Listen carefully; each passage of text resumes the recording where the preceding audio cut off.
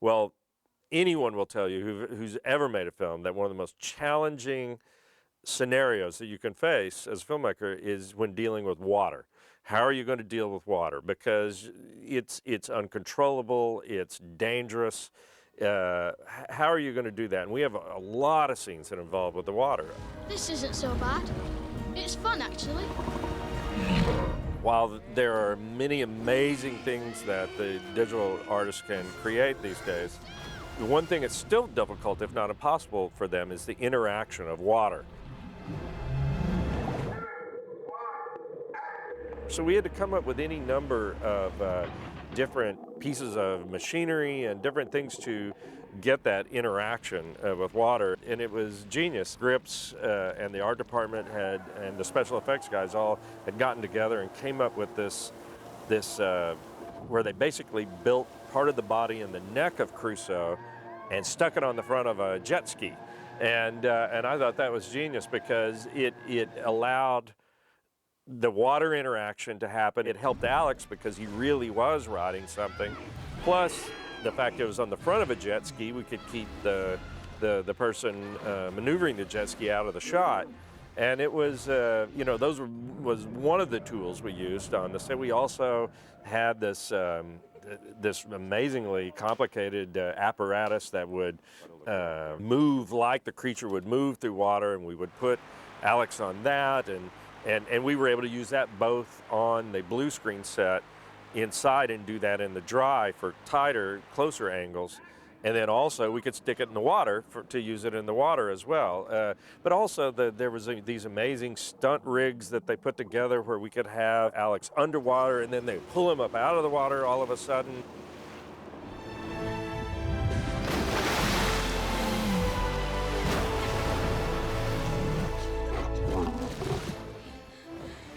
Visual that you get when you actually shoot underwater, it's one of those things that's still fairly impossible to recreate digitally. So we realized early on we were going to have to put Alex under the water. Then the next question was, well, how will Alex feel about this? Does he even know how to swim? I didn't know the answers to any of this, so we went right to square one. They taught him how to swim, and then they taught him how to scuba dive, and then they taught him how to keep himself afloat in huge waves. I mean, it was really something. There's approximately about 20 shots that we need to do underwater with Alex, and each shot requires Alex to hold his breath for about 20 seconds at a time, and there's a process involved to getting him to do that. And part of that was really getting him comfortable underwater. He has done some swimming, but you know, so much of his work is going to be on the water, if not in the water. And scuba training was going to be a very important part of his water confidence and his ability to just be an actor underwater. You know, you either love the water or you don't.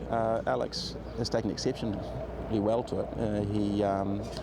He's been spending a numerous amount of hours with our dive instructor, and he can hold his breath for roughly about 45 seconds. He can drop himself down to 15 feet and equalize himself without any assistance of his hands. You know, and that's impressive.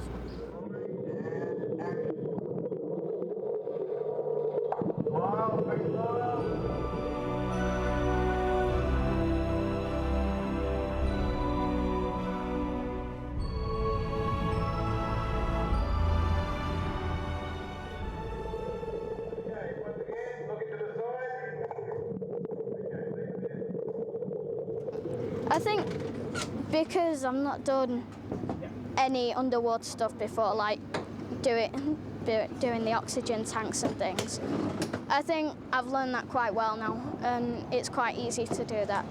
But I think the hardest part is being underwater, where you can't breathe and you still have to wait till they say cut, and it's fun, but it's also quite hard.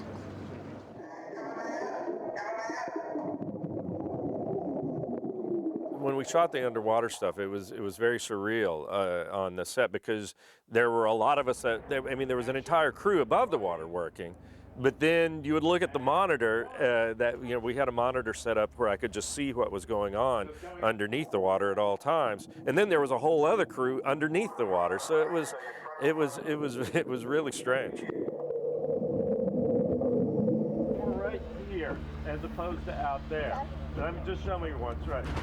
Yeah, right there. Because of the level of danger that was involved with Alex shooting in the water, he became quite close with the stunt team on the picture because they were his protectors. They, you know, if he ever got in trouble, they were going to be right there to get him out of trouble. And there's a very close bond that formed between Alex and these guys because, naturally so, because they were going to save his life. Working with the stunt guys in the water, it's fun, but it's also quite serious a lot of the time. I think you need to be serious most of the time because it's hard to do, and all the training for it has really helped me. Alex, I know, was very concerned about the notion of filming underwater. He had no experience with that at all. And again, it would be a tall order for any actor of any age, but to put all of this on a kid, I mean, it was amazing. Every day I would come to the set, I was amazed at what I would see Alex do. And we had a week of where every day we were shooting underwater, and I couldn't imagine how he did it. I mean, he just spent hours and hours under there, never complained once, and the most amazing thing on top of it all, actually gave a performance underwater.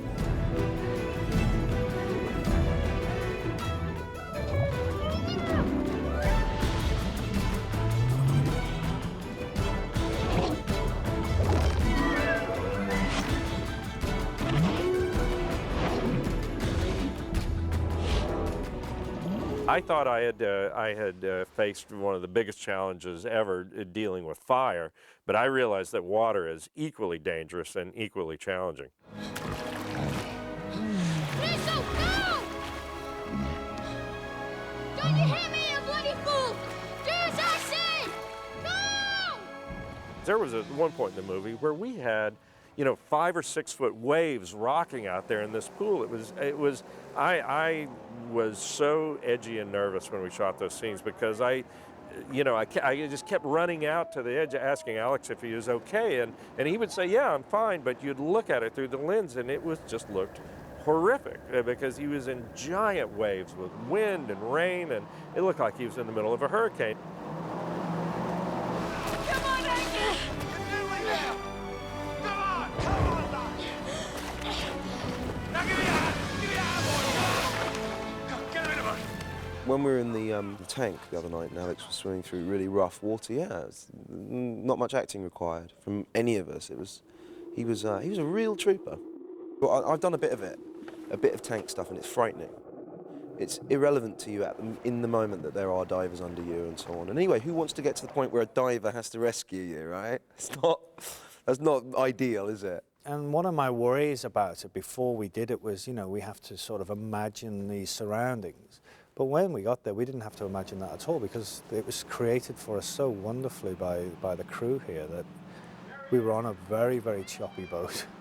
You know, the rain was lashing down, and it was wonderful to be in an environment where the elements were taking over for you. You just had to react to them. There was no sort of, you didn't have to use your imagination. It was really happening.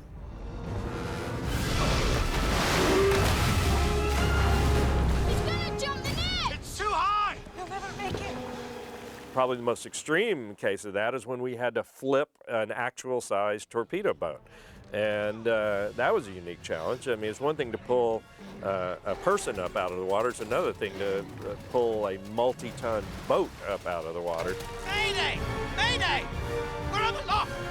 And we're under attack! When we first started to figure out how we were going to do some of the sequences in the film, we realized we had a 35-foot patrol boat that has to get flipped over by Crusoe. And that really set one of the major construction projects on this film in motion. We wanted to have control over the environment. We wanted to do it with water interaction, so we didn't want to do a miniature.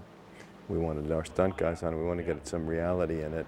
And so we went about figuring out what it would require to build a tank, how big that tank would have to be, and we ended up with what you see on the back lot here, which is a tank that holds over 4.2 million liters of water, is 8 feet deep, and it's about 3/4 the size of a football field, I would say.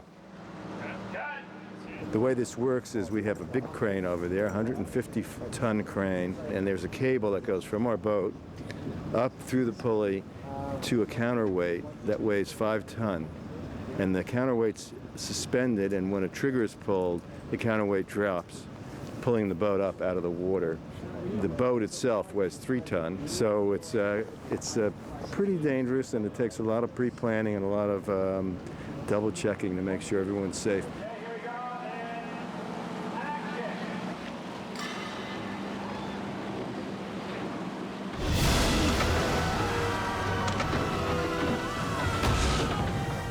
So there were all kinds of complicated challenges for the stunt players, for the grip department, the special effects department, which, you know, created a lot of this, art department, designing it. I mean, it's those kinds of scenes where this notion that film is a collaborative medium, that's where it's never more true, because you have to have an army of people to be able to put something like that together and make it work.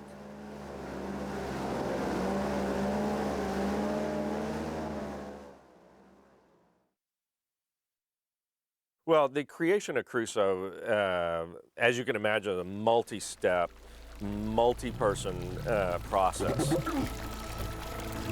to both design and to realize that design into the final creation that you see on the screen. Holy mackerel!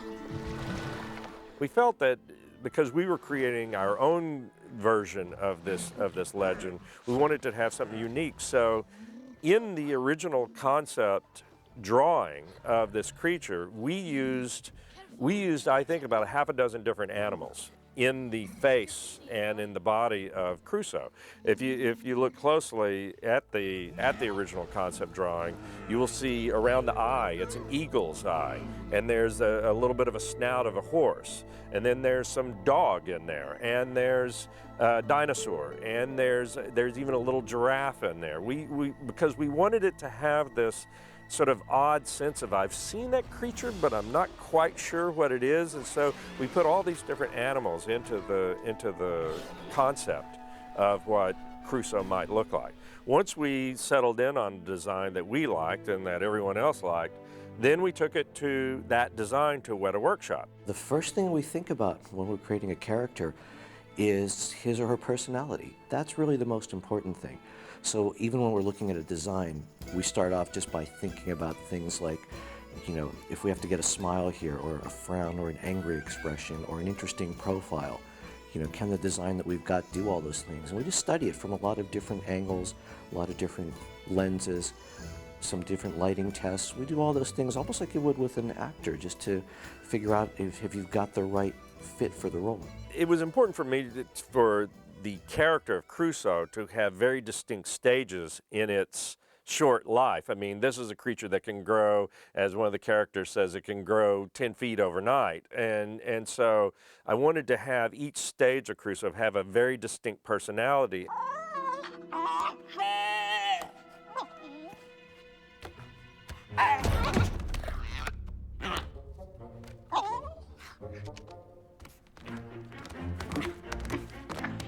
Having 4 distinct Crusoes definitely was a challenge, because unlike some films where you may have multiple different characters, in this one you had one character that evolves really quickly. We see him from an infant, we see a puppy, he becomes a teen, and then an adult within the course of, you know, one film. And it's important that that character, that you actually realize that that is the same character all the way through. And so that had certain challenges. It had design challenges, it had rendering and lighting challenges, and it also had some animation challenges as well. We did invent new ways of doing skin dynamics and muscle dynamics and blubber, so that when Crusoe's moving around, we actually see the folds and the way his body actually reacts to his motion. We developed new ways of doing skin and blood beneath the skin and fat beneath the skin, and kind of took that technology that we designed on earlier films and just brought it to the next level. We've set the bar so high, you know, for ourselves, you know, when we did Lord of the Rings, which was fantastic, and I think we all thought, you know, with Gollum and everything, you know, the guys did such an amazing job. It's like, okay, how do we top that one? And now with this little guy, trying to make him look as realistic as possible. I'll take care of you. Angus, it's bedtime. I think the most challenging aspect of making the film, and for the actors themselves in making the film, is our co-lead in the picture, our co-star, if you will, never came out of the trailer during shooting. Crusoe! Where are you? Well, for the Water Horse, we looked at the script as a whole and had to go through and work out all the different scenes that Crusoe would be appearing in and find a way of developing those scenes so that when they were shooting on set, they would have a really good reference of what he would look like, what he would be doing, because he wouldn't be there, basically. If you look at this scene, this is looking through the cameras of basically the storyboarded scene. We kind of block it in 3D space. You can see all the characters moving around through the cameras. And then when you look at it through this particular view, it's showing you what the cameras are doing from above. So you can see the field of view of the camera itself represented here, the position of the camera represented here. All the characters are all just, you know, distributed throughout the scene, and this is the actual set that we're looking at in the camera. So as you play it through, you can see the camera jumps around from the different angles that we've created for the scene. Jay really used that as the blueprint for when we were shooting, and it was great. It was actually kind of remarkable because some of the things that we'd see coming back would be just dead-on lineups to the previs, the kinds of things that normally you try to set up a motion control system to do. This was just done by watching the previs and everyone rehearsing it, and it really worked for us because we were able to just drop Crusoe right in. A primary character in this film is created entirely on the computer. And that's, I think, a very special challenge for actors, and especially a young actor like Alex, who hasn't had that much experience acting, period, and then to have him acting with, in most cases, a tennis ball or a blue stick, or it's an incredible challenge. And it's also difficult even from the director's seat, in that you're constantly having to remind yourself, even just simply with framing a shot, oh, I got to leave more room because Crusoe's a big creature, or, you know, Crusoe would be running around there. It's a very unique challenge, you know, to keep all the actors in the moment when they are acting with a character that's not there. It's an invisible character. And to bring that emotional bond and connection with this character when it's not there. And that's why I think Alex did such a spectacular job, because like I say, it's a tough call for any actor of any level experience, but to do it and to carry an entire film as a young actor who's only done one film prior to this, it's a tall order. Okay. All right, so it was tough, and I sort of apologise now to all the actors I've ever slagged off for doing that stuff. I mean, it really is hard. It's really, and particularly, you know, it's the middle of the night, it's freezing cold, everyone wants to go home, and everything's going wrong, it's blowing a gale. Cut, and they, you know, there's a tennis ball, and you've got to, it's tough. The challenges are it's not there, and the big challenge is where do you pitch it? You know, you can't see what you're reacting to. You don't know the level of what's occurring. So you are in the hands of your director and your visual effects team. You have to trust them, but then you have to gauge what is an appropriate level of reaction here. That is tricky, yeah. Where are we looking for Crusoe? Where's Crusoe? There's so much going on around you that is technical and sort of computer generated, that you have to really remember that you're there to tell your character's story within all that, and you have to remind yourself constantly all the time that that's what you're there for.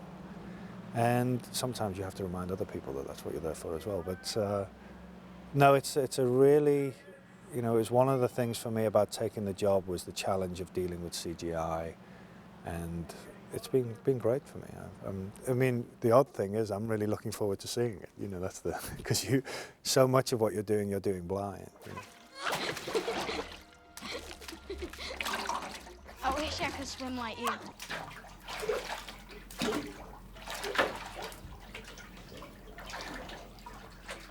I tried different things with Alex to make sure that the connection was happening with the creature. Hello, boy. Immediately start having fun, and then immediately get up and start to hug him, okay, and say you're on the line. Sometimes it was simple as having, we had this great rubbery puppet of the puppy-sized Crusoe, and Weta Workshop did such a great job of creating this thing that we all began to believe this thing was alive. It was so realistic looking, and it was put together so well that when it moved, I mean, you would have to look at it twice to make sure it wasn't alive. And so that was one method that I used and we used to help Alex connect with this imaginary creature, so that when we would do a scene that he wasn't doing it to just nothing, that he had something that he could focus on that was the creature. What is that? He came from an egg at the tide pool. His name's Crusoe.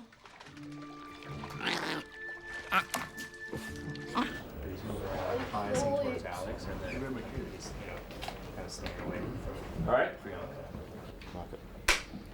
For this particular sequence, Crusoe's inside of a tub where the two children are interacting with him. And we had to find a way to actually have him splash and interact and feel like he's integrated into that scene. So using the puppets gave us that advantage. It gave him something to work with. It also gave us some knowledge as to what our creature would look like in the environment. How would the lighting affect him? What kind of shadows would he cast? And where would he be in space? And we developed special software that allow us to interact with the water line. And you can see that represented in this clip. You can see the water actually running up and down, the drops appearing up and down on his body, and then below the water line, that would all be integrated into the background plate, into our scene. So in our final render, Crusoe is nicely integrated into the environment. Mum and Dad to the egg. Probably the biggest thing that we had to do was to create all the water when Crusoe is an adult especially. Even though we shot out on the lake and we did a lot of things to create interactive water effects, and we built a big water tank out in the back lot and had the models moving around and lots of interactive things that were going on there. To put all those elements together in a scene, you really had to kind of start with a new base of water. Sometimes that had to be entirely generated. Sometimes we could use what we shot, but had to take a bunch of elements that we mixed in. Those could be elements that we photographed, those could be elements that we created digitally, but the complexity of doing that kind of water simulation was probably the biggest challenge that we had to undertake outside of doing Crusoe himself.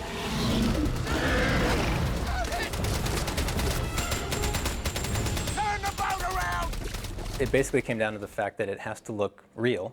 This isn't a CG animated film. It's not a cartoon. It's above water. It's reality. It has to look like reality. The shots like this have been in progress for many, many, many months because of their complexity.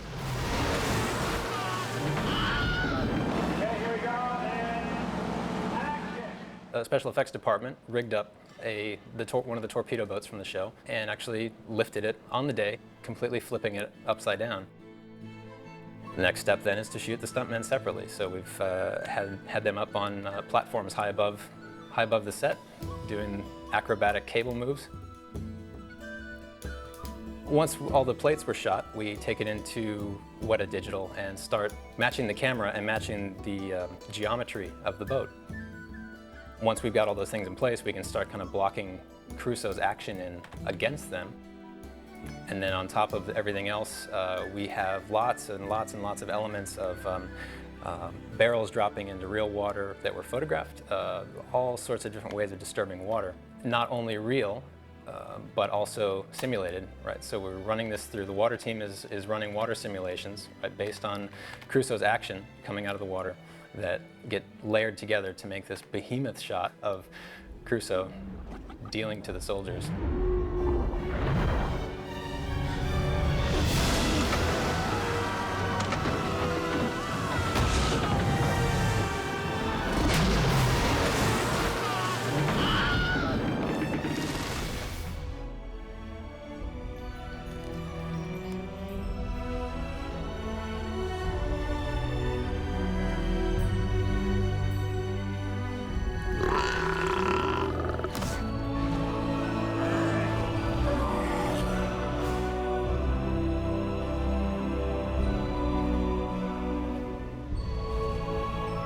As a character, we hope that, you know, when you're watching the movie, the reaction that we all want to have is, oh yeah, I want one of those. Yeah.